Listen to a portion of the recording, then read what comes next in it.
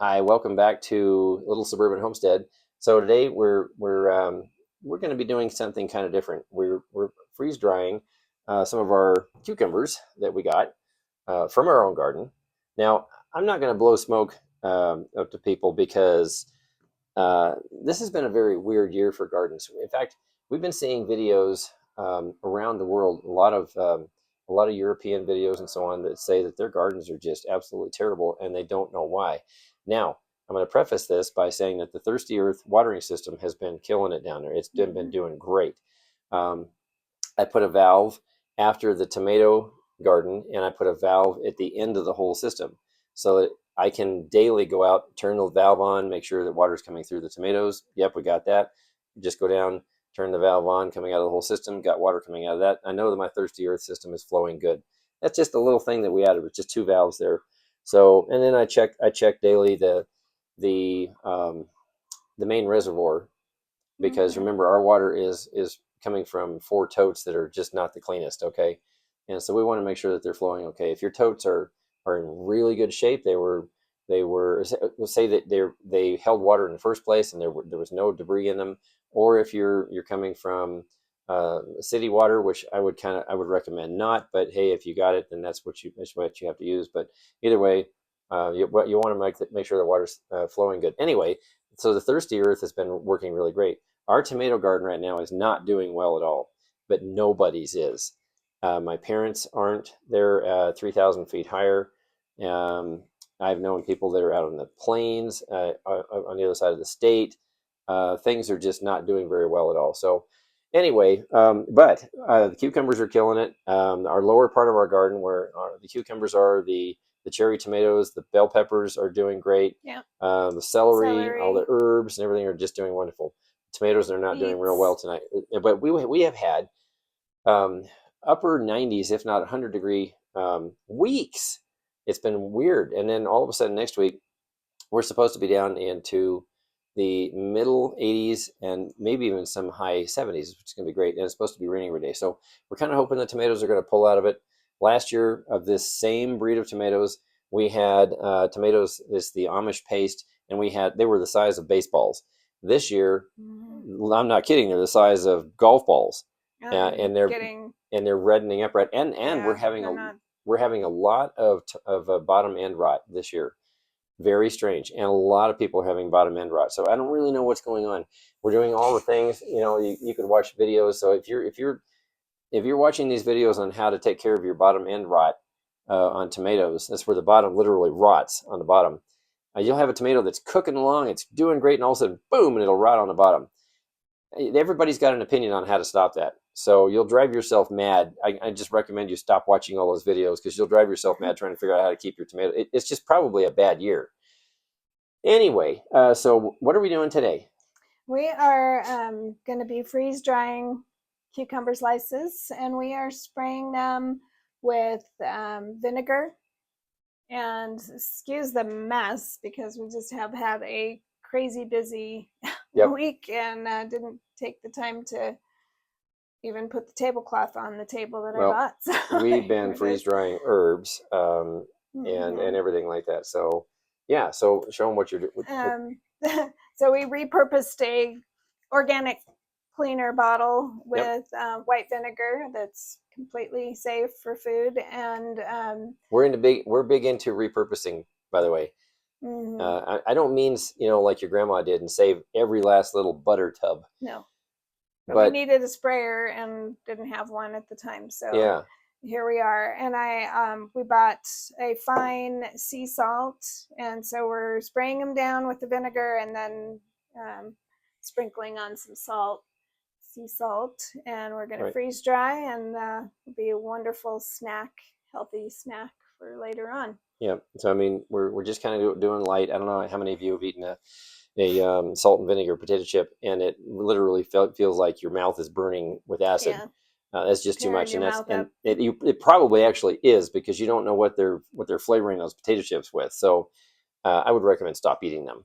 Uh, and if you eat these, we last year we did these with ranch dressing, powdered ranch dressing, Yeah, and and those are great. they're amazing. They're amazing. Mm-hmm. So we're trying the vinegar and salt this year. So I'll just kind of show you how thin we're slicing. And we got a slicer just off eBay. It wasn't really that much. You can vary the thickness of your slices by just turning this in and out. So you can see this about that thick. You don't want to get them really thin, because if you get them thin, when they freeze dry, they get really thin and they fall apart.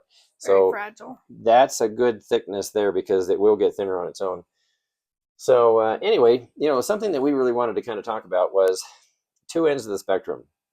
You see a lot of these videos out there where a lady may be, it's funny, it's a lot of British people that do this. It's kind of funny, but there's some American videos too, where they're stuck purposely in the 30s, 40s, 50s, 60s, and even some 70s. They dress with period clothes. They spend a ton of money on period clothes. They sometimes drive period cars. We drive period cars too from the 60s, but not every day for sure. We drive two older Subarus, and that's part of this whole thing. But anyway, so they spend a lot of money doing that, but they want to live that simple life, okay? But then there's the other side, the electronic side and the tech side and everything else like that. And I don't think there's got to be something in the middle, and it's not necessarily. That if you're in a homestead, or you're living in the 40s decade, or whatever you're doing, you are, how do you think that we put it? Trying to get away from the craziness that's going on in our world today, I think is where either side is.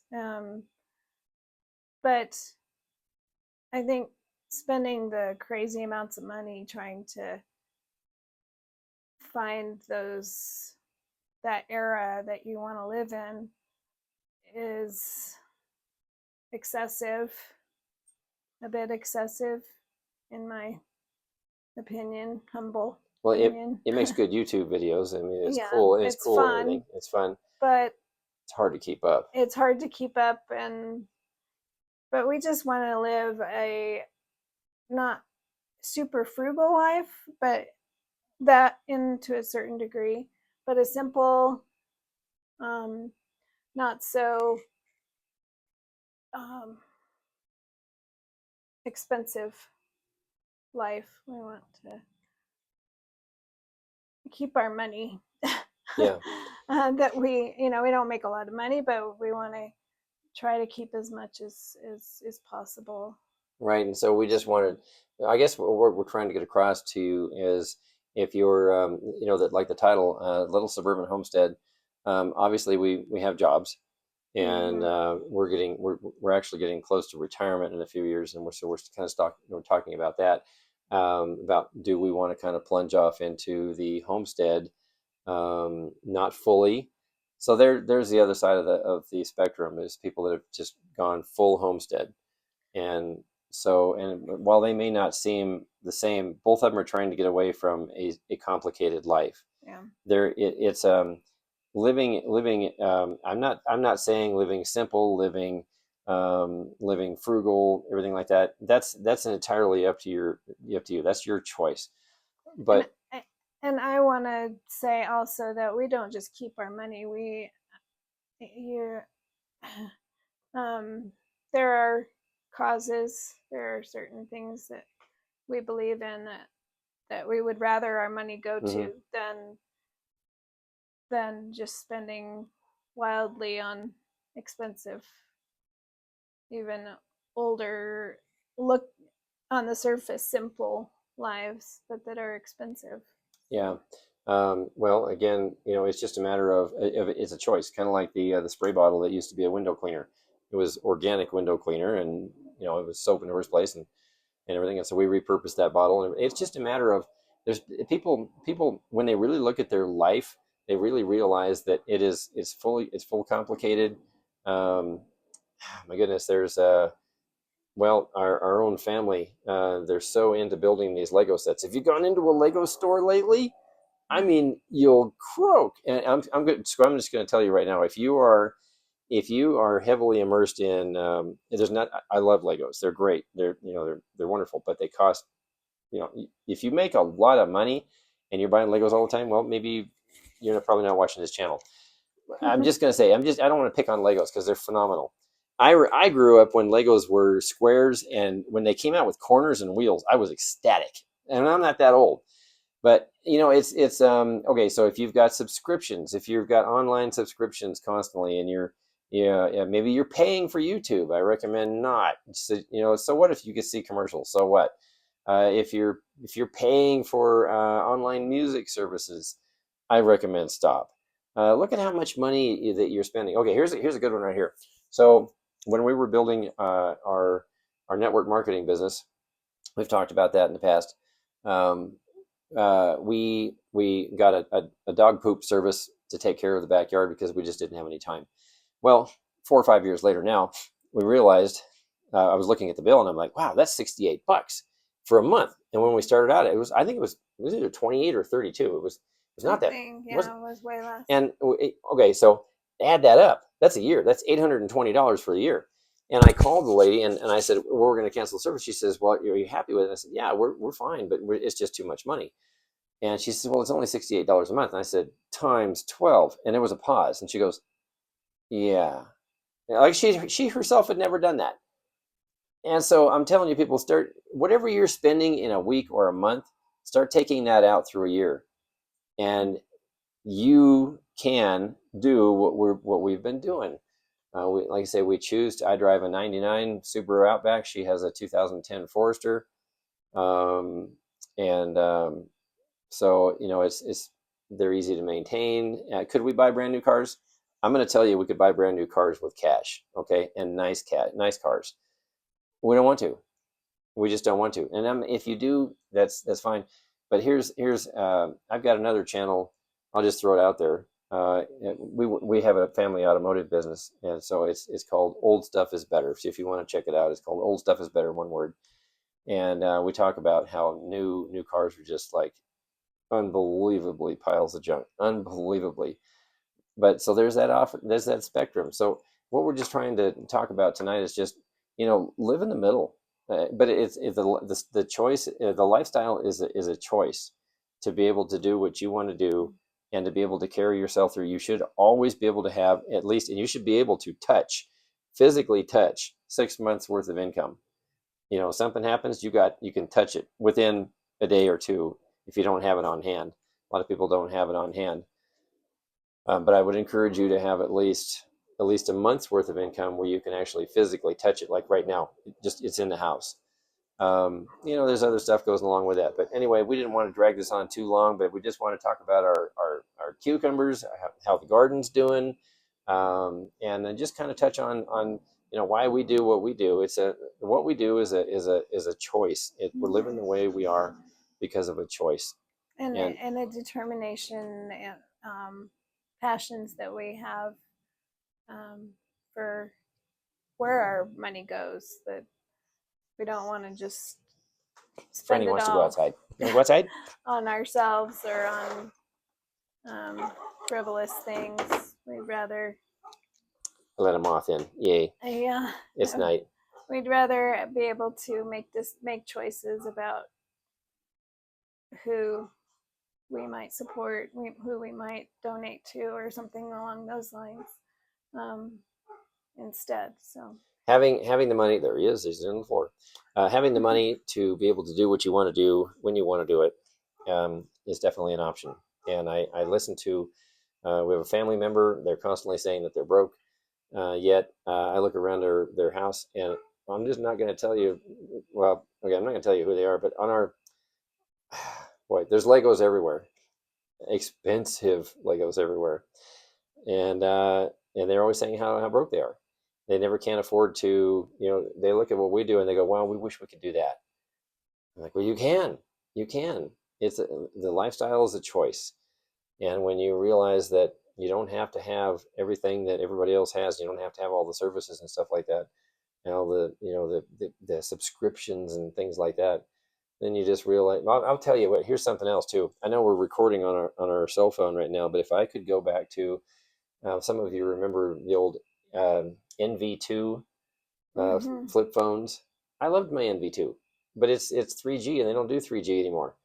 I would get rid of my smartphone in a heartbeat. I honestly really would. I'd do everything on our Mac. I would totally do everything on our Mac. Um, and that's still a possibility out there too. So anyway, we just kind of want to end with this tonight. Do you have anything else to say? No, just hope this can be helpful to you, and go grow a garden next year. Start planting just a little plot if you have it, or a pot or two on your um, patio if that's all you have, or a little deck off your apartment. Um, Something to get something growing for yourself, I think, is a good thing, and um, it brings a little peace, I think, into your life too. So here's a task for you. Go around, add up all the subscriptions that you have, all of the services that you're paying for, how many cups of coffee that you're buying a month, whatever like that. Add everything up for the month, and then add it all up, and you'll be floored. Okay, and then you decide: is it something that you want to do? Great, but don't tell people that you're broke. Hi, welcome back. We are going to be getting our um, cucumbers that we freeze dried out and putting them into jars tonight. But wanted to show you what I'm doing right at the moment. I am making an elderberry syrup with dried elderberries. It also has cinnamon sticks and a little ginger, fresh ginger, and cloves. This is really good for immunity. We take that just a little teaspoon a day in a drink that we have, another drink, so we can stay healthy. So that is what I'm working on here, and that lasts for a really long time because you're just doing a teaspoon a day in What's a drink. what's in it? Uh, well, it's got the elderberries and cinnamon sticks, ginger, cloves, water, and we're going to add honey. Um, and we'll keep ours in the fridge. You can also can them, and they'll be shelf stable, but we're just going to keep ours in the fridge. You want to show the book that you're getting all this from? So I get this recipe from Homesteading Family. So just a little plug for them. Awesome items. I have this whole class that I took on colds and flus, herbal remedies that you can make at home. So look them up. It's Homesteading Family, and they have classes. I can't remember if I paid for that one. There's some free, some that you pay for, but they're all online. So you printed all that off. I printed all that off. I have all kinds of recipes for herbal remedies. So. And we're cleaning jars for the cucumbers. Cucumbers. And we'll yeah. hope that turned out good. So you always want to wash your jars ahead of time. So we're also going to be talking about the vacuum sealer that we use too. So we're throwing a lot into this video here, but we use a vacuum sealer. So you have some kefir, some goat milk kefir. How old is that now? It is about a month old. I'd say it's even older. Even older, and I've been drinking on it still. We just reseal the jar and keep it in the fridge. And I can show you. So, I'm not going to show you inside the fridge because it looks like everybody else's fridge. Yeah, no, we're going to show you in there. This is the jar I've been drinking on for a little while. We still have a gallon in there, I think, too. Half gallon. Half gallon, yeah. And the big secret really is we've gone to, when we cook our bacon to harvest the grease too, we've gone to putting that in a jar and then resealing it with the vacuum sealer, which we'll talk about in a little bit here. But that is amazing. Just keeping the product in a vacuum has been it's been revolutionizing how our food storage. So yeah. Anyway, all right. Well, we'll go ahead and get the cucumber chips out, and we'll be right back. So here we are with our cucumber chips, vinegar, salt and vinegar. And I'm going to try one.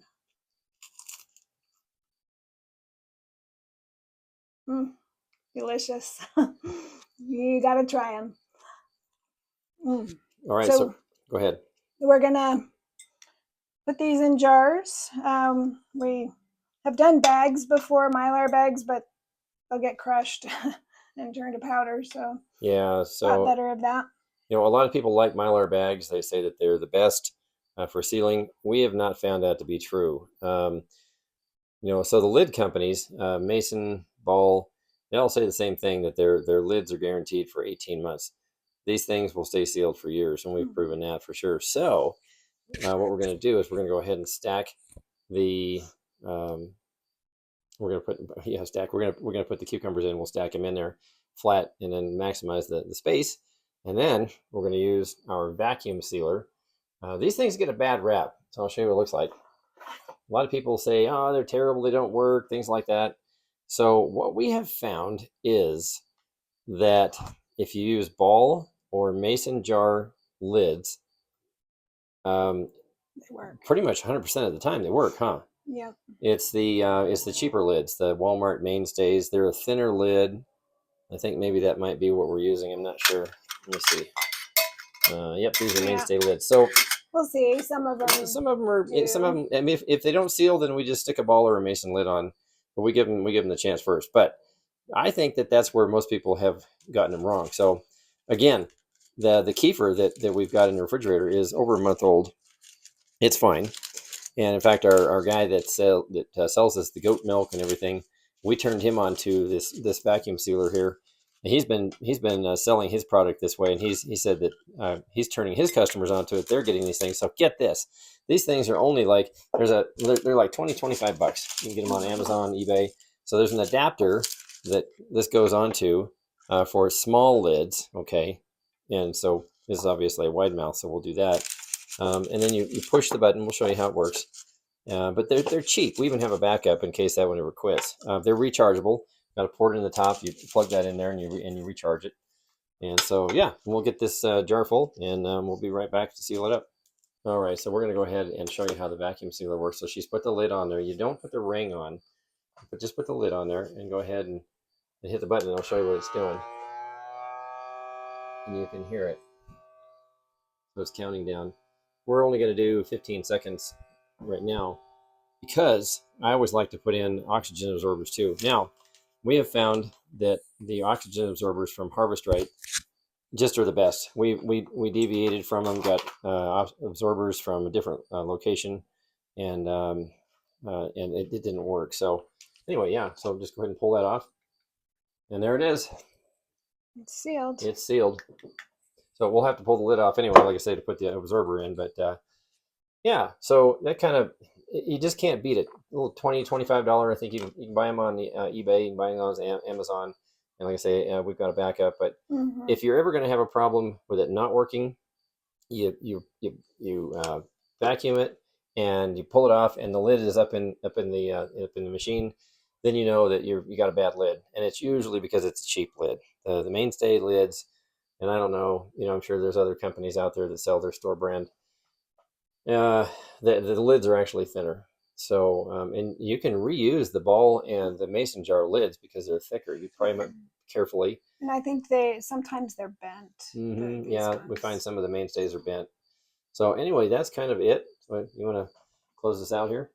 Thanks for joining us tonight. Hope this was helpful to you. Let us know if you have any comments, questions. Like and subscribe, and we'll see you soon on the next time.